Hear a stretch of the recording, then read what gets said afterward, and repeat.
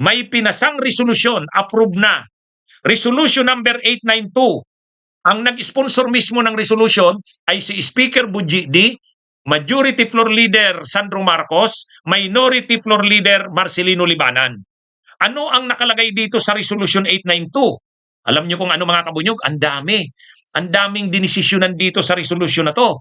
1. Binigyan ng kapangyarihan, otorisasyon ang Justice Committee na kahit nakareses ang Kongreso, ang House, sa March 21 to May 3, pwede silang mag-session or mag-hearing ang Justice Committee. Binigyan na sila ng authority. Kasi magre-recess ang House sa March 21 to May 3. Pero hindi naman bawal yon. Magre-recess, pero kung ang komite ay mayroong importanteng aaksyonan, pwedeng mag-meeting ang komite, mag-hearing, basta't may authorization ng kabuuang House leadership. Ito na yun ngayon. Itong Resolution 892 na kapapasa pa lang ngayong araw, binigyan na ng authorization ang Justice Committee na mag-conduct ng hearing sa impeachment kahit naka-recess. Oh, 'di ba? Ang galing, ano? 'Di ba? Ang galing. Tama 'yun. Kasi hindi pwedeng mag-hearing ang Justice Committee sa recess, habang naka-recess, kung walang authorization. Ay binigyan sila ng authorization eh. Nilusot nga ang Resolution number 892. Ang nag-sponsor mismo, speaker mismo, si Bujidi, at saka yung Majority Floor Leader, si Sandro Marcos, at si Minority Floor Leader, Marcelino Libanan. Alam nyo kung ano pang binigay na power? Binigyan din sila ng power na magprotekta sa mga witnesses, saka mga complainants. Diyan na papasok ngayon yung paghiling kay Madriaga na i-transfer sa custody nila kasi witness yan. Saan gagawin? Kasi walang ganyang power ang Justice Committee. Maliban na lang kung bigyan sila ng power ng kabuuang Kamara, yung buong House. Ay binigyan na sila ng power through this Resolution 892. Di ba? Okay ha, isa-isahin ko ha. Binigyan ng power ang Justice Committee na mag-hearing kahit naka-recess. March 21 to May 3, may hearing. Pangalawa, binigyan sila ng power na magprotekta sa mga complainants at witnesses. Isa sa witness dyan ay si Madriaga. Pwede na ngayong maglabas ng motion ang Justice Committee para i-request sa korte na kung pwede ilagay sa custody ng House si Madriaga. Saan nakagaling yung power na yan ng Justice Committee? Dito sa resolution na to. Ito pa. May sasabihin pa ako sa inyo. Binigyan din ng power ang Justice Committee sa pangunguna ni Congresswoman Beatrix Luestro na mag-issue ng mga subpina, ducis tecum, ad testificandum, lahat ng compulsory processes. Kasi ang mangyayari, kung hindi sila binigyan ng power, kung may isusumpina sila, magsusulat pa sila sa Speaker ng House. Yung Speaker ng House ang magsusumpina. Hindi na.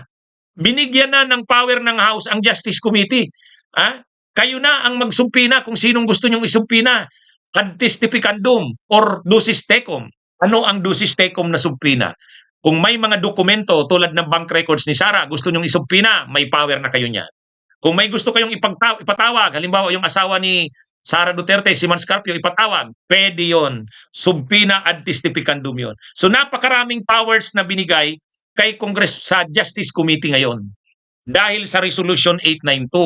Ibig sabihin, kasi actually, napanood ko yung interview kay Congresswoman Beatrix Luestro nung isang araw. Ang sabi niya, problemado kami sa Justice Committee kasi wala naman kami mga ganyang power. Tapos ang problema, naka-recess ang Kongreso. Sabi niya, dapat bigyan kami ng power ng House.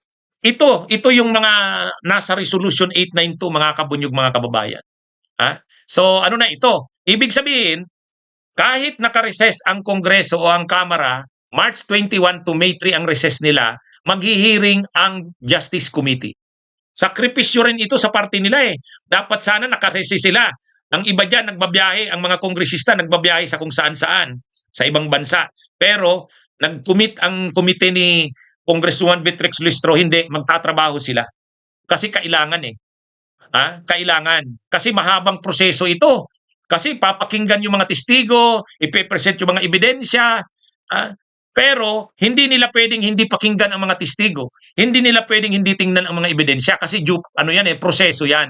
Pero bibilisan nila. Ibig sabihin kahit recess, magsesesyon sila, maghihiring, at yung mga dapat isumpina, binigyan na ng power ang Justice Committee.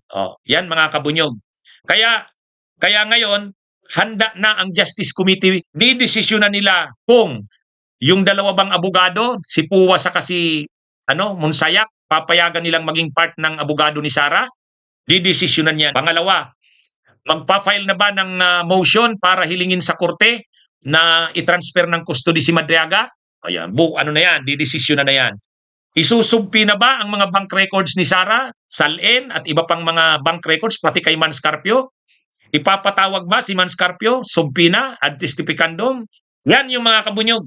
Mayroon ng ganyang power ang Justice Committee. Binigay ng House sa pamamagitan ng House Resolution 892. Unang-una, yung mga complainants hindi na sila nag-submit ng answer kay Sara. Hindi na sila nag-comment kay Sara. Di ba kahapon sumagot si Sara? Ngayong araw, sabi ng mga complainants, hindi na kami sasagot yan. Wala namang saysay para mapabilis na. Tapos ngayon, binigyan sila ng power ang Justice Committee ng buong House. Kasi kailangan silang bigyan ng powers na yan eh. Kasi walang ganung power ang Justice Committee. Ngayon mayroon na. Binigyan na ng House sa pamamagitan ng resolution na ito. Kaya mga kabunyog, mga kababayan, spas na ito. Spasa na ito. Pero tandaan natin, kahit papaspasan, sinusunod pa rin yung rules, yung due process. Yan na yung sinasabi ni Congresswoman Beatrix Lustro. Ang gagawin natin, hindi natin i-delay pero hindi rin natin i-shortcut. So ito, wala namang shortcut eh. Sinusunod pa rin yung rules pero walang delay. Ang galing talaga nito ni Congresswoman Beatrix Lustro. Ngayon, sasabihin ng mga DDS, pinapaspasan pala, di ibig sabihin yan, hindi na nire-respeto ang due process ni Sara. Nire-respeto. Kasi sinusunod naman yung mga rules pero hindi na di-delay. Hindi na di-delay. Tulad nito, kahit naka-recess, maghihiring sila. Bawal ba yon? Hindi. Hindi.